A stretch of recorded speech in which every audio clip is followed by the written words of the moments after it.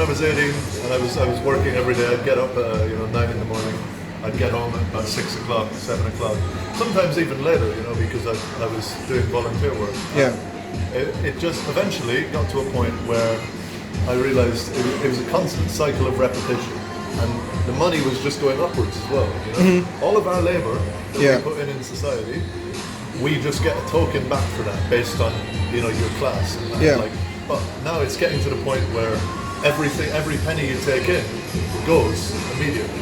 People live, almost all social strata are living for subsistence.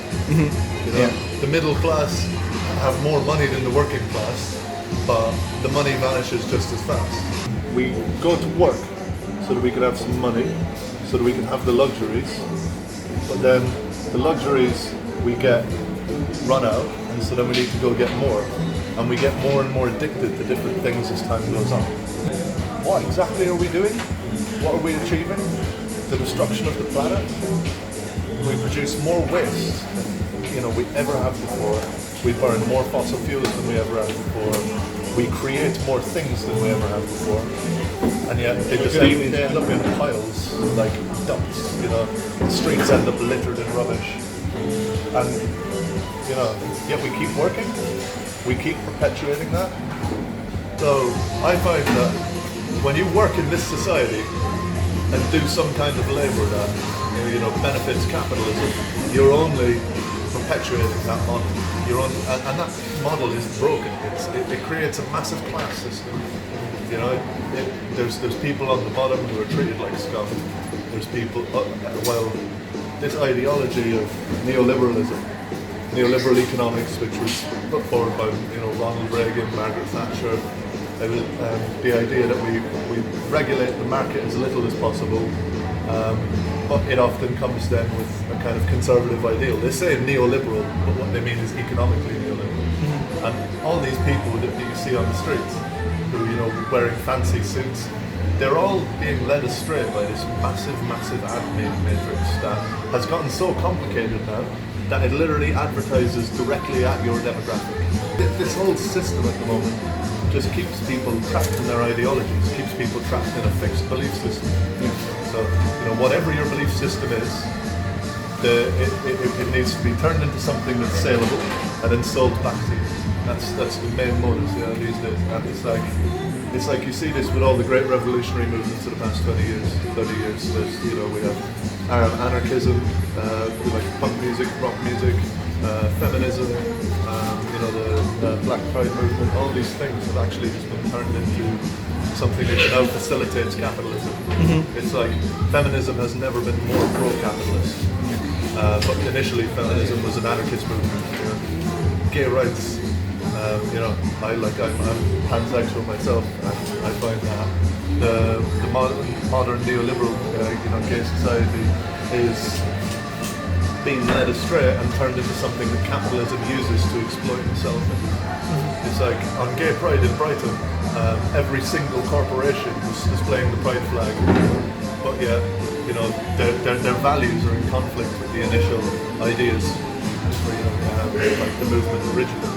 Our lives are being trivialized, and we're working to achieve something that doesn't actually get us anywhere. At the end of your life, you're expected to have a nice house, nice car, a loving wife, a couple of kids, or a loving partner these days, because it's changed our narrative a bit.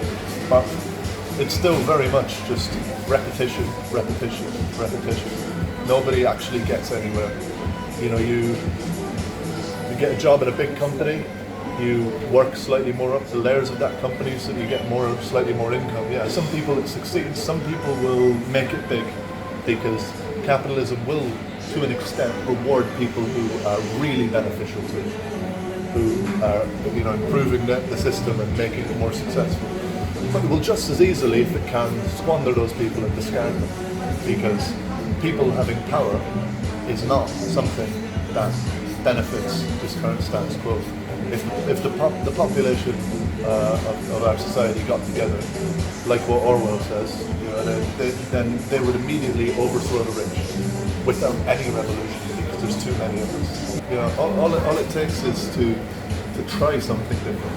You probably won't achieve something different But if you can just, one of my favorite philosophers, Terence McKenna, he says about reclaiming your mind. You know, how you must take back control over your own thoughts.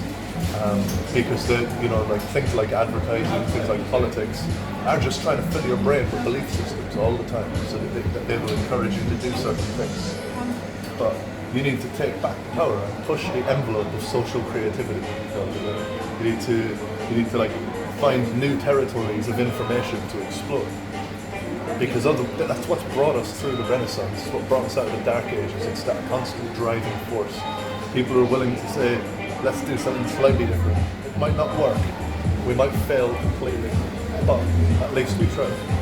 If you can do anything, try and push that conditioning as much as you can. Try and come up with new methods of pushing that conditioning. Whether you want to take some acid, go ahead, do that. Whether you want to drink a beer, go do that. You want to read a book, you want to play some music, you want to learn some new things. Learn. Spend as much time learning as possible. Go out and see. Okay, so we do it one way here. How do they do it in another place? Maybe they do it completely differently.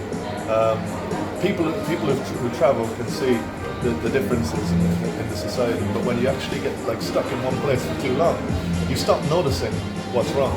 Go out, find love, find something you love to do, create something, try to create something at least.